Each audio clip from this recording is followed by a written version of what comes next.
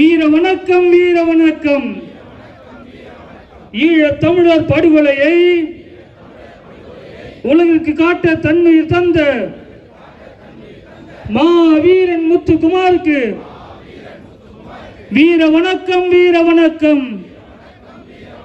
நாம் தமிழரின் வீர வணக்கம்.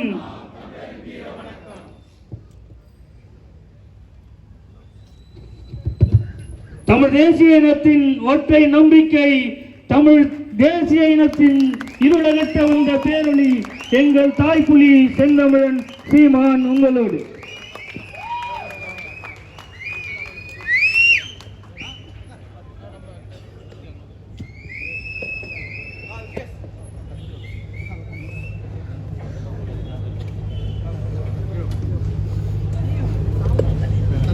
அநீதியை கண்டு அச்சம் கொள்ளாமல் துணிந்து எதிர்த்து நின்று போராடுகிறவன் எவனோ அவனே உண்மையான ஜிகாத் என்று நபிகள் நாயகம் சொன்னதற்கேற்ப அநீதிக்கு எதிராக, அடக்குமுறைக்கு எதிராக,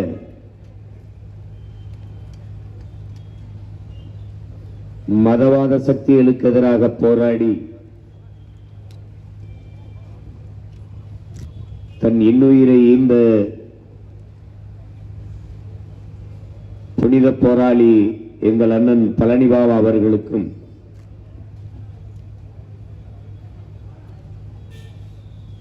ஈழத்தாயகத்தில் நம்முயிர் சொந்தங்கள் கொன்றொழிக்கப்பட்ட போது சகித்துக் கொண்டிருக்க முடியாமல் நமக்கெல்லாம் உணர்வு சூடேற்ற தன் உடலிலே நெருப்பை குட்டி வீரச்சாவை தழுவிக்கொண்ட வீர தமிழ் மகன்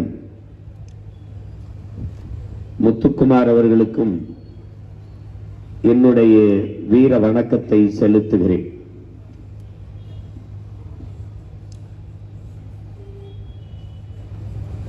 இஸ்லாமிய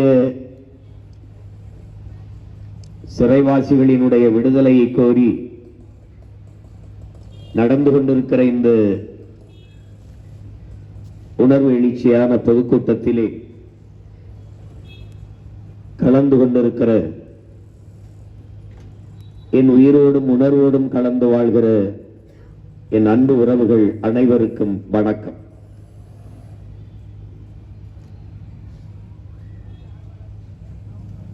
இங்கே பேசிய என்னுடைய அண்ணன் தடா ரஹீம் அவர்களோட குறிப்பிட்டார்கள், நாங்கள் இந்த கூட்டத்தை நடத்துவது தேர்தல் நேரத்தில் என் மக்களினுடைய வாக்கை பெறுவதற்கு எல்லோரும் கேள்வி எழுப்புகிறார்கள், கேள்வி பேசுகிறார்கள் என்று பதிவு செய்தார். அல்லாஹ் மீது ஆணையிட்டு உங்கள் பிள்ளைகள் சொல்லுகிறோம், நாங்கள் உங்கள் வாக்குக்கானவர்கள் அல்ல, உங்கள் வாழ்க்கைக்கானவர்கள். நாங்கள் உங்கள் ஓட்டுக்கானவர்கள் அல்ல, இந்த நாட்டுக்கானவர்கள். நாங்கள்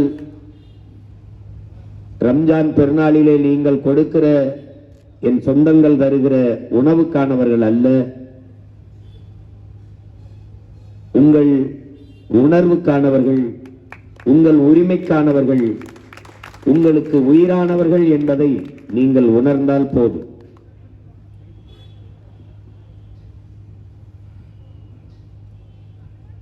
இது எப்பவோ நடந்திருக்க வேண்டிய ஒரு கூட்டம். தொடர்ச்சியாக இஸ்லாமிய சிறை கைதிகளில் சிறைவாசிகளுடைய விடுதலை வலியுறுத்தி பல கூட்டங்களை நடத்தினோம். அதிலே எண்ணற்ற நெருக்கடிகளை ஆட்சியாளர்கள் தந்தார்கள். அதிலே தொடர்ந்து ஒவ்வொரு மாவட்டமாக நடத்தி நெல்லையிலே பாளையங்கோட்டையில் அதை மேலப்பாளையத்திலே நடத்த போகும்போது அனுமதியை மறுத்தார்கள், தடை விதித்தார்கள். அதற்கு காரணம் சொன்னார்கள், RSSம் கூட்டத்திற்கு நேரம் வைக்கும் என்றார்கள். அவர்களுக்கும் கொடுங்கள், எங்களுக்கும் கொடுங்கள் என்று கூட நாங்கள் வாதிட்டோம். ஆனால் அது தொடர்ச்சியாக மறுத்துவிட்டார். அப்போது எங்களுடைய அழுத்தத்துக்காக போடப்பட்டதான் ஆதிநாதன் குழு என்பதை அறிவார்ந்த தமிழ் சமூக மக்கள் அறிவீர்கள். இப்போது இது என்றோ நடந்திருக்க வேண்டிய கூட்டம். மதுரையிலே நான் சென்று என் அண்ணன் தடா ரஹீம் அவர்கள் நாங்கள் எல்லாம் சேர்ந்து போய் அன்றைக்கினிய தம்பி போலீஸ் பக்ருதீன் அண்ணா இஸ்மாயில் அவர்களுடைய குடும்பத்தினராம் சந்தித்தோம். அது ஆவணத்திலே வருகிறது. அங்கே கூட பெரிய கூட்டமாக போடலாம் என்று நினைத்தால் திற என்ற இந்த ஆவணப்படத்தை நாங்களே பேசிக் கொண்டிருப்பது சரியாக இருக்காது. அதில் பாதிக்கப்பட்ட என் இனம் சொந்தங்கள், என் அன்பு தங்கைகள், எங்கள் உறவுகள் பேசினால்தான். ஏனால் உங்களுக்கு எங்கள் மொழி புரியவில்லை, அவர்களுக்கு கண்ணீரும் இந்த கதறலுமாக உங்களுக்கு புரியுமா என்ற நோக்கில் தான் இந்த ஆவணப்படத்தை நான் எடுத்தோம். ஏனால் பன்னெடுங்காலமாக துயரங்களை தூக்கி சுமக்கிற தமிழ் சமூகத்தின் பிள்ளைகள் எங்களுக்கு வேறு வழியே இல்லாதனால் தான் அதை என்னுடைய தம்பி முரளி அவர்கள் எடுத்து கொண்டு வந்தார்கள். அது பெரும் பணி. அதை குறுகிய காலத்தில் கொண்டு வர முடியவில்லை. அதற்காகத்தான் இன்னும் இது ஒரு அரை மணி நேரம் கூடுதலாக வரக்கூடிய ஒரு ஆவணம். இது பொதுக்கூட்டத்தில் இவ்வளவு நேரம் காட்ட முடியாது என்பது தெரிந்தும் பாருங்க, எனக்கு பேச நேரம் இல்லை. ஆனால் எல்லாவற்றையும் இந்த ஆவணப்படம் உங்களுக்கு உணர்த்தி விட்டது. நான் தினம் பேசுகிற ஒரு மகன்தான்.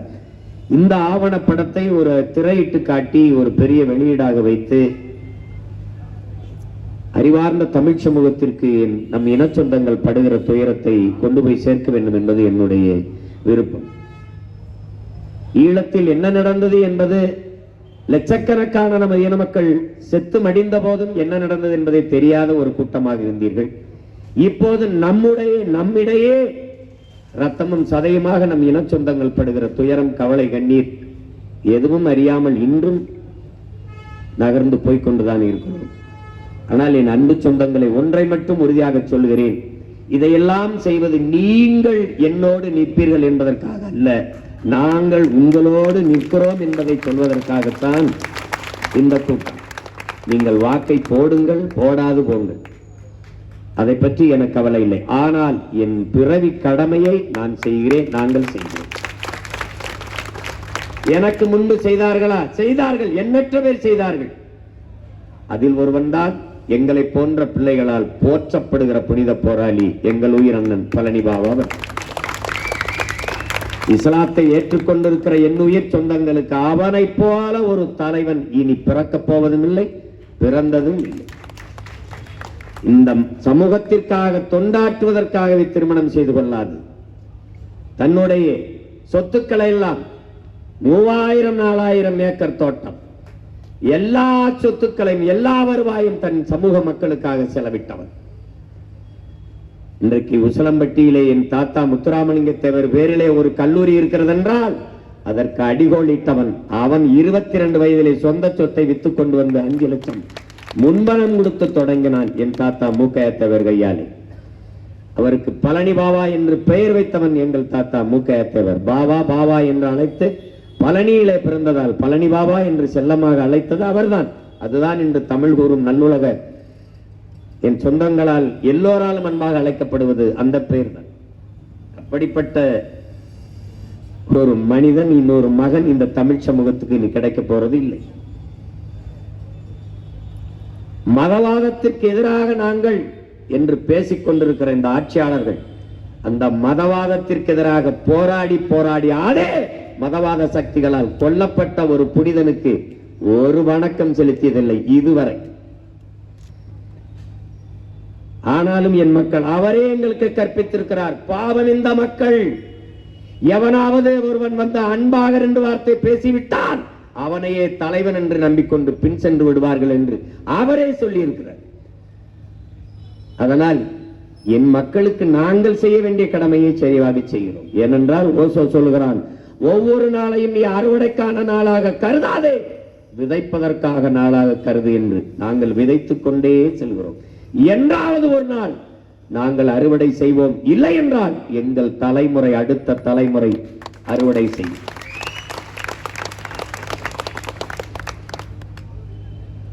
அறிவார்ந்த தமிழ் சமூக மக்களே, என்னரும் பெற்றோர்களே, என் உயிரினும் இனிய உடன் பிறந்தார்களே, இங்கே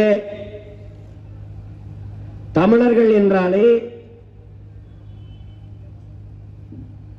ஒரு கொடுமையானவர்கள், பயங்கரவாதிகள், தீவிரவாதிகள் என்ற பார்க்கிற போக்கு இங்கே இருக்கு. இப்ப என்னுடைய கடவுச்சீட்டு 14 ஆண்டுகளாக ஏன் முடக்கி வைக்கப்பட்டிருக்கிறது? நீதிமன்றம் கொடு என்று சொன்ன பிறகும் ஏன் இந்த அரசு கொடுக்க மறுக்கிறது? காரணம் என்ன? நாங்கள் தமிழர்கள், நான் தமிழன்.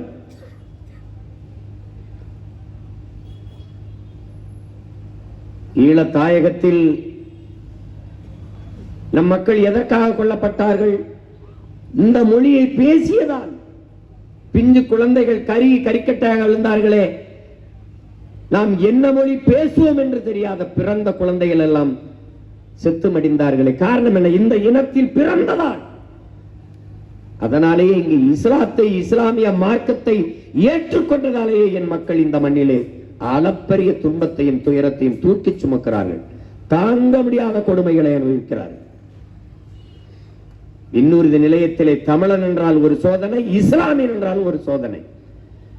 இதை அனுபவித்து பார்த்தவர்களுக்குத்தான் தெரியும். நான் அனுபவித்தவன் என்கிற முறையில் சொல்கிறேன். விடுதலை என்ற சொல்லிற்கு யாருக்கு பொருள் புரியும்? அடிமை நிலையில் இருந்து அடக்கப்பட்டு ஒடுக்கப்பட்டு பன்னெடுங்காலமாக வீழ்த்தப்பட்ட ஒரு மகனுக்குத்தான் விடுதலை, சுதந்திரம் என்ற சொல்லின் பொருள் புரியும். அதனால் தான் 4 நூற்றாண்டுகளாக சிறை கொட்டடியிலே வாடுகிற என் உயிர் இஸ்லாமிய சொந்தங்களின் விடுதலைக்காக விடுதலை செய் என்ற முழக்கத்தை முன்வைத்து இந்த நிலத்திலே நாங்கள் தொடர்ச்சியாக போராடி வருகிறோம். அவர்கள் செய்யவில்லை என்றால், மக்களின் பிரச்சனைகளை அரசு கையில் எடுக்காத போது மக்களுக்கு இருக்கிற கடைசி வாய்ப்பு அதே அதிகாரத்தை, அதே அரசை மக்கள் கையில் எடுப்பதுதான். ஒரு நாள் இந்த அதிகாரத்தை நாங்கள் கையில் எடுப்போம், எம் மக்களை விடுதலை செய்வோம். இவர்கள் ஏமாற்றுக்காரர்கள். என் மக்கள் இன்னும் நம்பிக்கொண்டலைகிறார்கள். அற்ப வாக்குக்கு அலைவார்கள். உங்களையும் என்னையும் ஒரு உயிராக மதிக்க மாட்டார்கள். இது அல்லாமைதானே. அவர்களுக்கு நமது உரிமையோ உணர்வோ உயிரோ முக்கியம் அல்ல, நமது ஓட்டு மட்டும்தான். ஏன் இந்த உலமாக்களை போன ஆண்டு கூட்டி மாநாடு போடவில்லை? 16 இடத்தில் இருக்கிறது. ஏன் அண்ணா, எங்க அண்ணா தடார ஏன் போன ஆண்டு போடவில்லை? அதற்கு முந்தைய ஆண்டு போடவில்லை? ஏன் இப்போது நடக்கிறது? ஏனென்றால் இந்த அடுத்த மாதம் தேர்தல் வர இருக்கிறது. அதனால்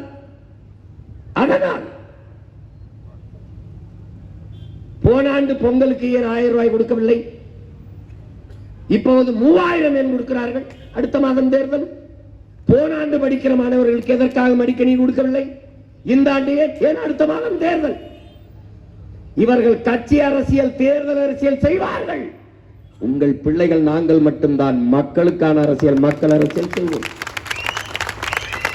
அவர்கள் செய்தி அரசியல், விளம்பர அரசியல் செய்வார்கள். உங்கள் பிள்ளைகள் நாங்கள் தான் செயல் அரசியல், சேவை அரசியல் செய்வோம்.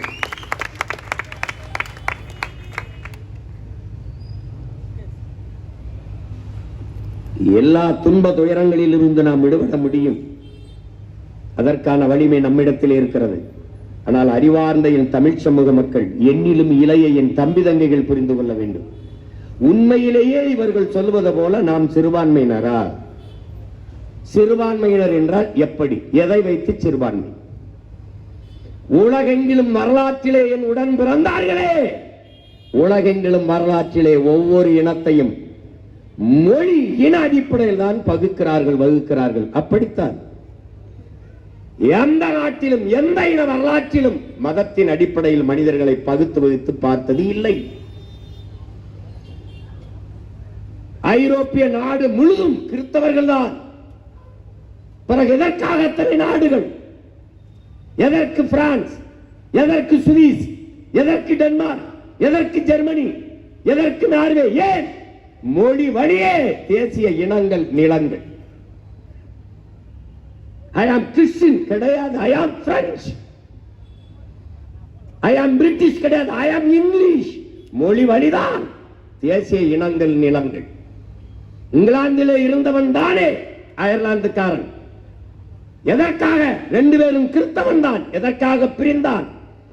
நீ இங்கிலீஷ், நான் ஐரிஷ். ஒரே நூல், வேத நூல், பைபிள். இறைமகன் இயேசு ஏற்றுக்கொண்டவன் தானே. பிறகு எதற்காக நாடு? எதற்காக இன்னைக்கு ஸ்காட்லாந்து தனிநாடு கேட்கிறான்? நீ இங்கிலீஷ், நான் ஸ்காட்லாந்து. இந்தியாவில் இருந்து பாகிஸ்தான் பிரிந்ததை ஏன்? மார்க்கம், இஸ்லாம், அதற்கு தனி நாடு.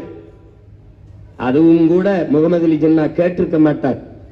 நாட்டு விடுதலைக்காக எல்லோரும் இணைந்து போராடி கொண்டிருக்கிற போது, மதம், சாதி, மொழி பாகுபாடின்றி இந்தியர்கள் என்று போராடி கொண்டிருக்கும் போது, பொது மேடையிலே ஒரு முறைக்கு இருமுறை காந்தியடிகள் அவர்கள் ஜின்னா அவர்களை பார்த்து, இந்த நம்மோடு சிறுபான்மை மக்களின் தலைவர் ஜின்னாவும் இருக்கிறார் என்று சொல்லிவிட்டார். அந்த இடத்தில் நாம் எந்த பாகுபாடும் இல்லாத போராடி கொண்டிருக்கிறோம். இவன் 2 முறை நம்மை சிறுபான்மை மக்களின் தலைவர் என்று சொல்லிவிட்டாரே என்று அன்னைக்குத்தான் ஜின்னா சிந்திக்க தொடங்கினார். வெள்ளைக்காரன் ஆட்சி, அந்நியன் ஆட்சியில் இருக்கும் போதே இங்கே மத கலவரம், இந்து இஸ்லாம். அடுத்தவன் ஆட்சியிலேயே நம்மை அடிக்கிறான். அப்ப இவரிடத்திலே அதிகாரம் போனால் நம் மக்கள் பாதுகாப்பாக வாழ்வது கடினம் என்ற முடிவெடுத்து செப்பரேட் பாகிஸ்தான் என்ற முடிவில் உறுதியாக இருந்தால் முகமது அலி ஜின்னா 46 அடைய வேண்டிய விடுதலை ஜின்னாவால் தான் ஓராண்டு தாமதமாச்சு. யார் போய் பேச போனாலும் மவுண்ட் பேட்டன் ஜின்னாவை சமாதானப்படுத்தி, ஜின்னாவை கன்வின்ஸ் பண்ணிட்டு வா, ஜின்னாவை சரி பண்ணிட்டு வா, அவர் தனி பாகிஸ்தான், அதை தவிர வேற தீர்வில்லை என்று உறுதியாக இருந்ததால் ஒரு நாள் முன்னாடி பாகிஸ்தான் விடுதலை அடைந்து கொண்டு அங்கே போன பிறகு ஒரே மார்க்கம், ஒரே இறை, ஏக இறைவன் அல்லாஹ், ஒரே நூல், நபிகளின் மொழி குர்ஆன், ஒரே வழி, நபிகளின் வழி. பிறகு எதற்கு பங்களாதேஷ்?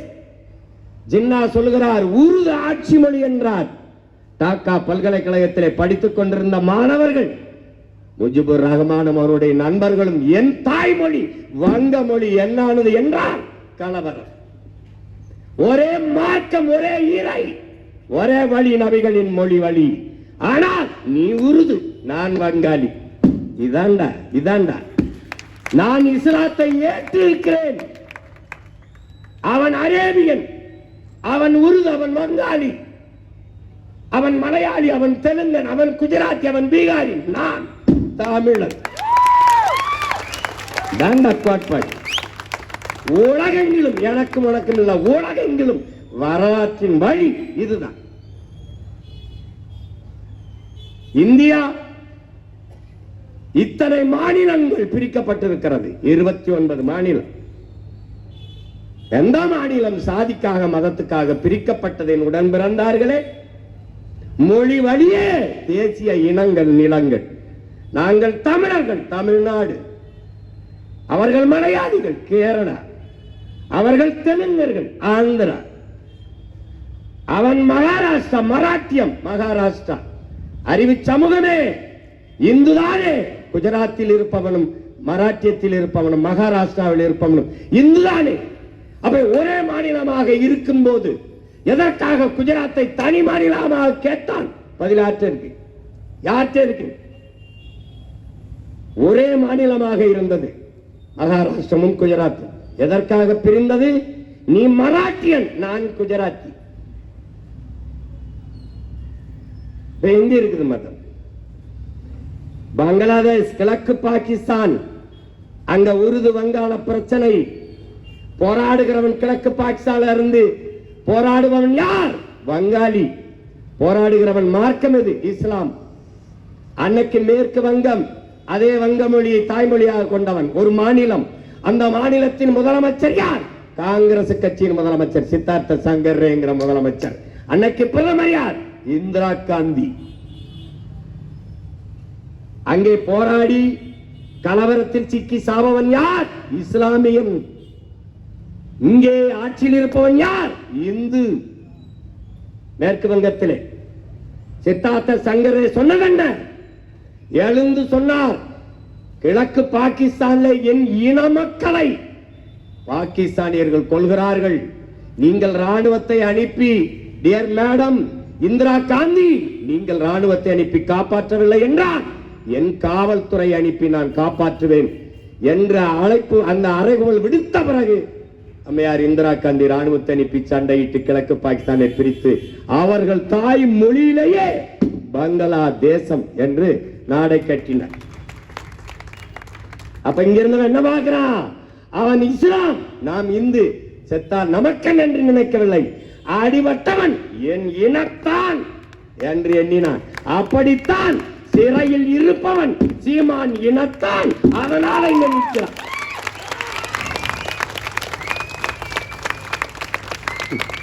இங்க இருக்கிறவனா அரேபியால இருந்து யாரும் இறக்கி விடப்பட்டவன் இல்லை. என் உடன் பிறந்தவர்களே, என் ரத்த சொந்தங்கள், என் உடன் பிறந்தவர்கள் இஸ்லாமியர்கள். நாங்கள் தமிழராகவில்லை, தமிழர்கள் நாங்கள் இஸ்லாமிய மார்க்கத்தை ஏற்றிருக்கிறோம். அப்படிதான் என் தம்பி சைபுல்லா, அப்படிதான் எங்க தடாரகம், அப்படிதான் எங்க அண்ணன் என் தம்பி ஹுமாயூன், அப்படிதான் இங்க இருக்கிறேன் சொந்தங்கள் எல்லாம். நல்லா கவனிச்சுக்கணும். இதை பலமுறை இந்த மண்ணில் வலியுறுத்தியவன் என் உயிர் அண்ணன் பழனி பாபா அவர்கள். நான் இங்குதான் இருந்தேன், மார்க்கம்தான் என்னிடத்தில் வந்தது. ஏன் இஸ்லாம் not a religion, it's a revolution. ஏன் ரெவல்யூஷன்? எங்க இருக்கிற சாதி அடக்குமுறை, தீண்டாமை, வன்முறை கொடைகளை எல்லாம் எதிராக வந்த புரட்சி. எல்லா சமயங்களிலும் ஏற்றதாலும் இருக்கிறது, சாதி இருக்கிறது. ஆனால் இஸ்லாத்தில் சாதி இல்லை, மார்க்கம் மட்டும்தான். இஸ்லாம் இஸ்லாம் தான். கிறிஸ்தவத்திலே நாடார் கிறிஸ்தவர், உடையார் கிறிஸ்தவர், முதலியார் கிறிஸ்தவர், பிள்ளை கிறிஸ்தவர், ஆதி தமிழர் கிறிஸ்தவர், வன்னிய கிறிஸ்தவர், எல்லா கிறிஸ்தவர் இருப்பான். இஸ்லாத்தில் இஸ்லாத்தான் இருப்பான், இஸ்லாமிய மட்டும்தான் இருப்பான். அதனால என்ன? இஸ்லாம் not a religion, it's a revolution. புரட்சி அது ஒரு மார்க்கம் மட்டுமல்ல, அது தூய வழி, புனிதமான வழி. அதனால் என் மக்கள் ஏற்றார்.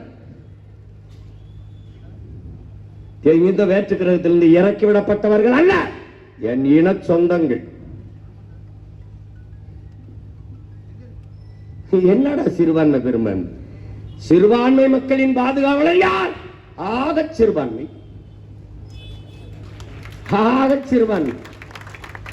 நாங்கள் தமிழர்கள் ஒரு தேசிய இனத்தின் மக்கள். உலகெங்கும் 13 கோடி எண்ணிக்கையில் கொண்டு 130 நாடுகளில் பரவி வாழக்கூடிய பேரின மக்கள் நாங்கள். இஸ்லாத்தை ஏற்று இருக்கிறோம். அதனால சின்னதாயிருமா? என்னடா உங்க கோட்பாடு, உங்க பகுப்பு, உங்க வகுப்பு? இந்த பேசிட்டு இறங்கினால என் தம்பி அபுபக்கர், என் தம்பி, நான் தான் அவனுக்கு திருமணம் பண்ணி வச்சேன். என் தம்பி மணந்து இருக்கிறது நீங்க சொல்றதுபடி இந்து பெண். அவன் அந்த நிக்கா முடிக்கிறதுக்கு ஒரு நொடி வரைக்கும் இந்து பெரும்பான்மை. என் தம்பியை மணந்து அவன் நிக்கா முடிச்ச அடுத்த நொடியில சிறுபான்மை. நான் எந்த செருப்பு வச்சுறா அவங்களை அடிக்கிறது? எந்த செருப்பு வச்சு அடிக்கிறவங்க? வெறுஞ்செருப்பு பத்தாரா அவங்களுக்கு? விளக்க மாதிரியும் சேர்த்து தான் அடிக்கணும். அயோக்கிய நாய்களா இப்படியே பயங்காட்டி பயங்காட்டி யாரா சிறுபான்மை? என் அன்பு சகோதரன் A.R. ரஹ்மான் இன்னைக்கு சிறுபான்மை நீ சொல்ற. என் அன்பு தம்பி என் ரஹ்மானுடைய சொந்த அக்கா மகன் என் தம்பி ஜி.வி. பிரகாஷ் இந்துங்கிற. என்ன தாய்மாமை சிறுபான்மை, மருமகன் பெரும்பான்மையடா. எங்க அப்பா இளையராஜா உங்களுக்கு தெரியும் இந்து, சரி இந்து. என் தம்பி யுவன் வந்து இப்ப அவ இஸ்லாத்தை ஏற்றுட்டான். எங்க அப்பா பெரும்பான்மை, என் தம்பி யுவன் சிறுபான்மையடா. ஏண்டா உங்களுக்கு மூளைன்னு ஒண்ணு இருக்கா இல்லையாடா? மதத்தை வைத்து எந்த மானுட உலகம் மதிப்பிடுது? இந்த பயலா இதுல வந்து நாங்கள் தான் சிறுபான்மை மக்களின் பாதுகாவலர்கள். சிறுபான்மை மக்களின் பாதுகாப்பு, கிறிஸ்தவ இஸ்லாமிய மக்களின் பாதுகாப்பு, சிறுபான்மை மக்களின் பாதுகாப்பு. அந்த இடத்துல என்ன வைக்கணும்னா உனக்கு ஒரு ஆப்பு இங்க மாட்டாடே. சிறுபான்மை மக்களின் பாதுகாப்பு என்ற சொல்லுகிற இடத்தில் அந்த சொல்லிலே ஒரு மிக கொடிய அச்சுறுத்தலை சொல்லுகிறான். சிறுபான்மை மக்களின் பாதுகாப்பு, சிறுபான்மை மக்களின் பாதுகாப்பு. என்னமோ எங்க அண்ணன் தடாரகம் சொன்ன மாதிரி ஒரு பாதுகாப்பற்ற சூழலில் எங்களை நீ வாழ வச்சிருக்கியா? அப்ப இந்த நாட்டுல சிறுபான்மை மக்களை எப்படி பாதுகாப்பா கொஞ்சம் சொல்லு. ஸ்பெஷல் போர்ஸ் போடுவியா எங்களுக்கு? இந்த வீட்டுக்கு 2 வாட்ச்மேன் வைப்பியா, இல்ல நீயே வந்து நிப்பியா? எப்படி பாதுகாப்பா சொல்லு? என்ன பாதுகாப்பு எப்படி சொல்லு? சிறுபான்மை மக்களின் பாதுகாப்பு என்பது என்ன? எப்படி? இப்ப என் தம்பி தங்கச்சி எல்லாம் போகும்போது கூட 2 போலீஸ் கூடவே அனுப்பியா? சிறுபான்மை மக்கள் பாதுகாப்பு பைத்தியம். ஒட்டுமொத்த நாட்டு மக்களின் நாட்டு பாதுகாப்பு, ஒட்டுமொத்த நாட்டு மக்களின் பாதுகாப்பு தான் இங்க இருக்கிற கிறிஸ்தவர், இஸ்லாமியர், இந்து, சீக்கியர், பௌத்தர் எல்லாருக்குமான பாதுகாப்பு. அதுல என்ன தனியா சிறுபான்மை மக்களின் பாதுகாப்பு, சிறுபான்மை மக்களின் பாதுகாப்பு. அந்த சொல்லிலே நீ அச்சுறுத்துகிறாய். ஏதோ பிரச்சனை இருக்கு போல இருக்கு, ஏதோ ஆபத்து இருக்கு போல இருக்கு. தம்பி, நீ சிறுபான்மை மக்களின் பாதுகாப்பு இல்ல, இங்க இருக்கிற கிறிஸ்தவ இஸ்லாமிய மக்கள் தான் தொடர்ச்சியாக உனக்கு வாக்கு செலுத்தி பாதுகாத்து வச்சிருக்காங்க. இவர் 3.5 விழுக்காடு கொடுப்பாரு, 3.5, இப்ப 5 விழுக்காடு. நீ உட்கார்ந்து இருக்கிற இடம் யாருது? எங்களுக்கு இடஒதுக்கீடு அப்புறம் கொடு. நீங்க இருக்கிற இடத்தை கொடுத்தது யாரு உங்களுக்கு? அது யாரு? அது என் ஆத்தால அப்பனும் கொடுத்தது. நீ உட்கார்ந்து இருக்கிற இடம். சும்மா போற போக்குல 3 கொடுக்கிறது. ஏன் போன ஆண்டு கொடுக்கிறது இந்த 5? அதுக்கு முந்தின ஆண்டு இப்பதான் இறங்கி இருக்கானா இஸ்லாமியம் புறான் வேற கிரகத்தில் இருந்து. ஏய், இது ஒண்ணுக்காவது அல்லாமல் ஆணையத்துறா உங்களை ஒழிப்பண்டா, உங்களை ஒழிப்பேன். இது ஒண்ணுக்காவது சொன்னாங்க. இந்த காலங்காலமா என் மக்களை வஞ்சித்து ஏமாத்தி, இந்த பயங்காட்டி இந்த வாக்கை பறிச்சு வசதியா கொளுத்து இந்த அதிகாரத்தில் இருந்து எங்களை வஞ்சித்து வீழ்த்தாவாரா? இதுக்காவது உங்களை ஒழிப்பேன். இதே வேற ஒரு பயங்காட்டு. அருமை பெருமக்களே, உண்மையிலேயே நீங்கள் மான தமிழ் மக்கள், வீர தமிழ் மக்கள். நான் ஒண்ணு உங்களுக்கு சொல்லுவேன். பழனி பாபா என்கிறவன் நம்ம உடன் பிறந்தவன், ஒரு வீர மறவன் நம்மில் தோன்றிருக்காங்கிறது உண்மை. நான் உங்களுக்கு சொல்றேன். திமுக தான் இஸ்லாமிய கிறிஸ்தவ மக்களுக்கு பாதுகாப்புனா, அப்ப அல்லாஹ் நமக்கு பாதுகாப்பு இல்லையா? அப்ப இயேசு நமக்கு பாதுகாப்பு இல்லையா? இந்த கருணாநிதியும் அவர் மகனும் இந்த உதயநிதி தம்பியும் தான் உங்களுக்கு பாதுகாப்பா? அப்ப அல்லாஹ் பாதுகாக்க மாட்டாப்ல, அவர் பாதுகாக்க மாட்டாரு. உலகத்தையே பாதுகாக்கிற அல்லாஹ் உங்களை பாதுகாக்க மாட்டாப்ல, இவங்க தான் பாதுகாக்கணும். அப்படிதானே? சொல்லுங்க. எப்படி? நீ நடக்கும்போது முன் நடக்கிறேன் என்று இயேசு சொன்னது போய். எப்ப உங்களுக்கு முன்னாடி இயேசு போகல, ஸ்டாலின் தான் போறாப்ல. எப்படி எடுத்துக்கிறது? எப்படி எடுத்துக்கிறது பாருங்க. ஐய, நான் உங்கள்கிட்ட சொல்லுவேன், எனக்கு நீங்க தயவு செய்து ஓட்டு போட்டாதீங்க. உங்களை கெஞ்சி கேட்கிறேன், போட்டாதீங்க. எவன் நான் வீர மகன், வீர தமிழன், நான் போர் மரபினன். சார்லஸ் டார்வின் சொல்றான், சர்வைவல் ஆஃப் ஃபிட்டஸ்ட், தகுதி உள்ளவை தப்பி பிழைக்குங்கிறான். தன்னை தற்காத்துக் கொள்ள கூட முடியாதவன் வாழ்வதில் அர்த்தம் இல்லைங்கிறான். நாங்கள் வீரர்கள், எங்களை நாங்கள் காத்துக்கொள்ள முடியும். இது என் நாடு, என் நிலம், என் மண், என் உரிமை என்று எண்ணுகிறவன் எவனோ நாங்கள் தமிழர்கள், அதிலும் வீரர்கள், மானத்திற்காக உயிரை விட்ட மறவர்கள் என்று எண்ணுகிறவன் எவனோ, வீர பரம்பரையில் நான் வந்தவன் என்று நிமிர்கிறவன் எவனோ அவன் எனக்கு ஓட்டு போட்டா போதும். அது ஐயோ, அது திமுக தான் எங்களை பாதுகாக்கும், அது ஐயா ஸ்டாலின், தம்பி உதயநிதி அவங்க தான் எங்களை காப்பாற்றணும்னு நினைக்கிற கோழைகள் போட்டுறது. தயவு செய்து போட்டுறது. ஒருத்தன் சொல்ல முடியுதா இந்த நாட்டில் வராது, பிஜேபி வளராது, வளர விட மாட்டோம் என்று சொல்ல முடியுதா? ஐயா ஸ்டாலின் எல்லாம் வந்துருவான். ஒரு வாயில் காவலன் போடுற, நீ வாட்ச்மேன் போடுற, அம்மா நீங்க போய் படுங்கம்மா நான் பாத்துக்கிறேன்னு சொல்லணும். அதை விட்டு அம்மா கதவை பூட்டிக்கிறீங்கம்மா, 2-3 தாப்பா போட்டுக்கிறீங்கம்மா, அம்மா ஜன்னல் நல்லா பூட்டிக்கிறீங்கம்மா, அம்மா அடைச்சுக்கிறீங்கம்மா, அம்மா தட்டி பாத்துக்கிறீங்கம்மா, நீங்க உள்ள போனோன்னு நான் தூங்கிடுறேம்மா. கோழைகளை போய் அதிகாரத்தில் உட்கார வச்சு காலங்காலமாக இப்படி ஏமாந்து கேவலம். இன்னும் அவன் சொல்றதுக்கெல்லாம் நீ நம்பிக்கிட்டு இருக்க. சிறுபான்மை ஒரு தடவை கூப்பிட்டு, எப்படி சிறுபான்மை? சரி, நான் சிறுபான்மை இஸ்லாம், நான் சிறுபான்மை கிறிஸ்தவன், மதத்தின் பேரால் நான் சிறுபான்மை, நீ பெரும்பான்மை. எதன் பொருட்டு? எந்த அடிப்படையில் நீ பெரும்பான்மை? எந்த அடிப்படை? மதத்தின் அடிப்படை. எந்த மதம்? இந்து மதம். அப்போது நீ மதவாதத்துக்கு எதிரானவன் என்று பேசியது எவ்வளவு பெரிய ஏமாற்று, எவ்வளவு பெரிய ஏமாற்று. இப்ப மதமாகத்தான் எங்களை பார்க்கிற, மனுஷனா கூட பார்க்கல. எப்படி கேவலம்.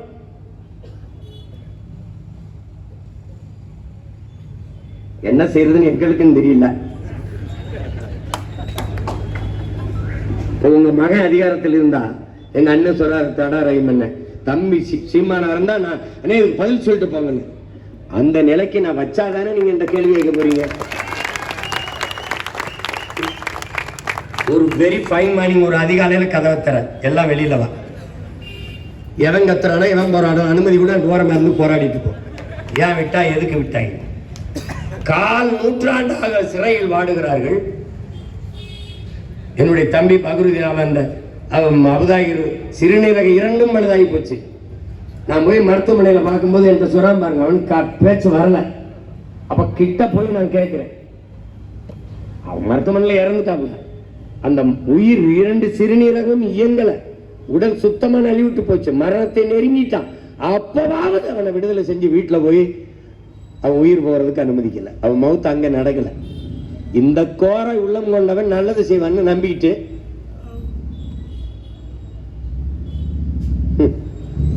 உச்ச நீதிமன்றம் எங்களுக்கு உடல் நலிவுற்றுச்சு, நீங்க முன்விடுப்பு கொடுங்க, எங்களுக்கு விடுதலை செய்யுங்கன்னா சரி, அது விடுதலை செய்யலாம்னு சொல்லும் போது, அரசுக்கு பரிந்துரைக்கும் போது, அரசு என் தம்பி சொன்ன மாதிரி பதில் மனு தாக்கல் பண்ணுது. எந்த மனநிலையில் உள்ளே சென்றார்களோ அதே மனநிலையில் தான் இன்னும் இருக்கிறார்கள். வெளியில வந்தால் இங்கே இருக்கிற இந்து மத தலைவர்களுக்கு உயிருக்கு ஆபத்து என்று யார் சொல்றா? இதே இஸ்லாமிய மக்கள், சிறுபான்மை மக்களின் பாதுகாவலர் அரசு தான் சொல்லு. அவர்கள் உங்களை பாதுகாப்பு என்று சொன்னது சிறைக்குள் வைத்து கால் நூற்றாண்டாக பத்திரமா பாதுகாக்கிறோம். அவர்கள் விடுதலை என்பது செத்து நீங்க உயிர் போற விடுதலை இருக்குல்ல, அந்த விடுதலை தான் அவர்கள் சொல்கிறார்கள். என்றைக்கு நீங்கள் இதை புரிந்து கொண்டு இன்னைக்கு நம்ம மாறுறதுன்னு யோசிச்சு பாரு. எங்களுக்கு வேற வழி இல்லை. எவ்வளவு காலத்துக்கு இதை நீங்க நம்பி சொல்லும்? இவ்வளவுக்கும் புரட்சியில் பூத்த ஒரு மதம், அநீதிக்கு எதிராக நின்ற மதம், ஒரு மார்க்கம் உங்களுக்கு தெரியும். எங்க அண்ணன் தடா ரஹீம் அவர்கள் எது நமக்கான அரசியல்னு ஒரு கூட்டம் போட்டாங்க. அதுல நீங்க இஸ்லாமிய மக்கள், கிறிஸ்தவ மக்களை சாத்தானின் பிள்ளைகள் சாத்தானின் பிள்ளைகள் அல்ல, சாத்தானின் பிள்ளைகளாக ஆகிக் கொண்டிருக்கிறீர்களே சொன்னேன். அதுக்கு நான் விளக்கம் கேட்டேன், பதில் உங்ககிட்ட நீங்க உங்க எல்லாத்தையும் கேட்கிறேன், நீங்க சொல்லுங்களேன். சாத்தானின் செயல்கள் எது எது? தீய செயல்கள் ஹராம் எது எது? பைபிளில் சாத்தானின் செயல்கள் என்று எது எது இருக்குது? சாத்தானின் செயல்கள், தீய செயல்கள் என்று எது எது குர்ஆன்ல இருக்கு? அதை எல்லாம் இந்த கட்சிகள், ஆட்சிகள் செய்யுதா இல்லையா? அதான் என் கேள்வி. இருக்குதா இல்லையா? மதுக்கடையை திறந்து வச்சு பல லட்சக்கணக்கான பெண்களின் வாழ்க்கையை, தாலி அறுத்த வாழ்க்கையை, பல கோடிக்கணக்கான பல லட்சக்கணக்கான உயிர்களை பறிப்பது ஹராமா இல்லையா? சாத்தானின் செயலையா இல்லையா? சொல்லுங்க. ஹீரா மலையில் இருந்து தானே நபிகள் இறையருள் பெற்றார். அந்த மலையை வெட்டி கல்குவாரின் கொண்டு வர லட்சம் 1000 பிரசங்கங்களை, மலை பிரசங்கங்களை சிந்தார் இறைமகன் இயேசு. அந்த மலையை வெட்டி கொண்டு போறான். குன்றிருக்கும் இடமெல்லாம் குமரன் இருக்கும் இடமெல்லாம் அந்த மலையைத்தான் குவாரி மலை மணல் நொறி கொண்டு போறான். ஏன் நீங்க கேட்கல? அது சாத்தானின் செயல் இல்லை. மணலை அள்ளி விற்பது, மலையை நொறுக்கி விற்பது, காடுகளை வெட்டி அழிப்பது, நீரை உறிஞ்சி விற்பது. ஒரு நீர் மனித உயிர்களுக்கு மட்டுமானதா? உலக உயிர்களுக்கு இல்லையா? காக்கைக்கு இல்லையா? கொக்குக்கு இல்லையா? குருவிக்கு இல்லையா? புல்லுக்கு இல்லையா? பூண்டுக்கு இல்லையா? எல்லாவற்றுக்குமான அந்த உயிர் பாலை உறிஞ்சி விற்கிறானே, இதை அனுமதிக்கிறானே, இது ஹராமா இல்லையா? சாராயம் குடிச்சு செத்தவனுக்கு 10 லட்சம் கொடுக்கிற அரசு, இது ஹராமா இல்லையா? நாட்டு பாதுகாப்புக்கு செத்து வந்த ராணுவ வீரனை பார்க்கவே போகலையே அரசு, இது குற்றமா இல்லையா? பிள்ளைகள் படிக்கிற பள்ளிக்கூடத்தை கட்ட துப்புள்ளாத அரசு 100 கோடிக்கு சமாதி கட்டி, புதகுலியை கட்டி, குளிரூட்டி போட்டிருக்க, இது ஹராமா இல்லையா?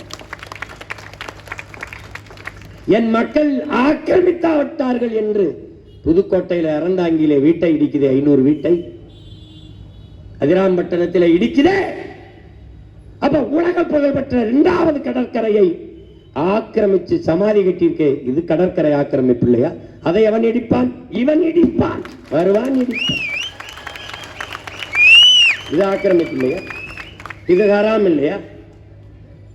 ஊழல் லஞ்சத்தில் ஊறி திளைக்கிறார்களே, ஊழல் லஞ்சம் பெறுபவனின் மீது இறைவனின் சாபம் உண்டாவதாக என்று நபிகள் சபிக்கிறார்களே. நீங்கள் ஊழல் லஞ்சம் செய்கிறீர்கள் என்று சொல்லவில்லை, ஆனால் செய்கிறவர்களுக்கு துணை நிற்கிறீர்களே, அந்த சாபம் உங்களுக்கு படருமா இல்லையா? வருமா இல்லையா? இவர்கள் ஊழல் லஞ்சம் ஊறி திளைக்கிறார்களா இல்லையா? திளைக்கிறார்களே. கொலை கொள்ளை இந்த நாட்டில் தினந்தோறும் நடக்குதா இல்லையா? சகிக்க முடியாத ஹராம். இதை தொடர்ந்து செய்கிற அதிகாரத்திற்கு நீங்கள் வாக்கு செலுத்தி வலிமை கொடுத்தால் சாத்தானுக்கு செய்கிற சேவையா இல்லையா? இது எப்படி? இதுதான் அநீதியை கண்டு அச்சம் இல்லாம எதிர்க்கிறதா? வாக்குக்கு காசு கொடுக்கிற, ஓட்டுக்கு காசு கொடுக்கிற இடத்திலே ஊழல் லஞ்சத்திற்கான விதை ஊண்டப்படுகிறது என்பது நீங்கள் உணராததா? ஒரு தொகுதிக்கு 30 கோடி 20 கோடி முதலீடு செய்பவன் 300 கோடி சம்பாதித்துக் கொள்ளலாம் என்கிற முடிவில் இல்லையா? அது முதலீடா இல்லையா? ஒரு முதலீடு செய்கிற முதலாளி மக்களுக்கு சேவை செய்வானா? மக்களுக்கு சேவை செய்ய வேண்டும் என்ற என்ன இருக்குமா? லாப தேவை இருக்குமா? அறிவு சமூகம் சிந்திக்க வேண்டாமா? இதே சேப்பாக்கம் தொகுதியில வீட்டுக்கு வீடு டிஃபன் கரியர், டிஃபன் பாக்ஸ் வருதா இல்லையா? ஹாட் பாக்ஸ் வருதா இல்லையா? எதுக்கு ஹாட் பாக்ஸ் இருக்கு? எதை போட்டு மூடுறது? எதை வச்சு மூடுறது? எதை வச்சு?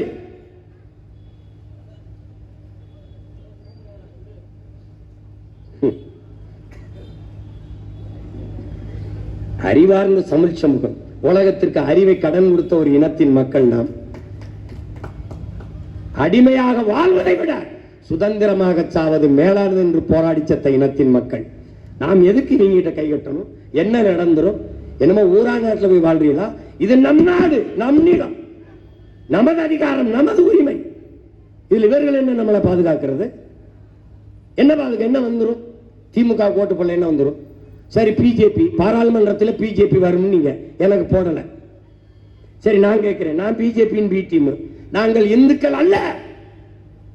நாங்கள் இந்துக்களாக இருந்தோமா, இந்துக்களாக ஆக்கப்பட்டோமா? இந்த கேள்வியை இந்தியாவிலே எழுப்பின ஒரே மகன் நான் தான்.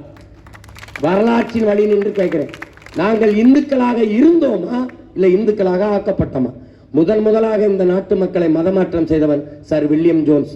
அந்த அயோக்கிய பெயர் போட்ட கையெழுத்துல தான் நாங்கள் முருகனை வழிபடுகிற சைவர்கள், சிவனை வழிபடுகிற சிவசமயம், பெருமாளை வழிபடுகிற மானியம், இதுதான் தமிழர் சமயங்கள்.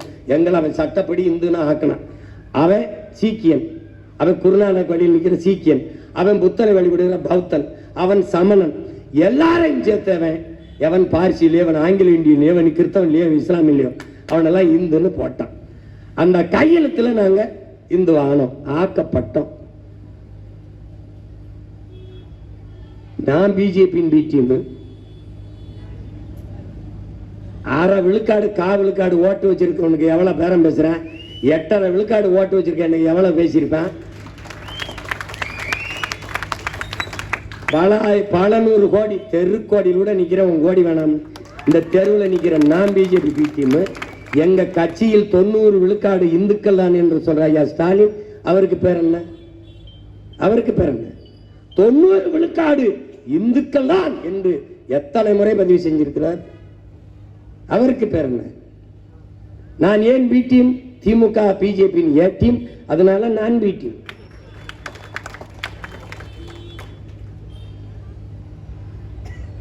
ஒரு ஈடி ரைடு வந்தவன ஓடி போய் வாரேன் மோடின்னு கையை பிடிச்சவரை போயிட்டு நீ பிஜேபி எதிர்க்கிறாரு. ஆபரேஷன் சிந்தூருக்கு முதலாக இந்திய பெருநிலத்திலே ஒரு மாநில முதல்வர் ஆபரேஷன் சிந்தூர் என்ற அந்த போரை ஆதரித்து பேரணி நடத்தின ஒரே முதல்வர் ஐயா ஸ்டாலின் தான். 22 மாநிலத்தில் பிஜேபி ஆளுது, ஒரு மாநில முதல்வர் கூட பாராட்டல, பேரணி போன.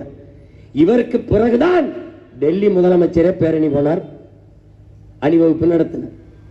எடுத்த உடனே பேரணி நடத்தினார்.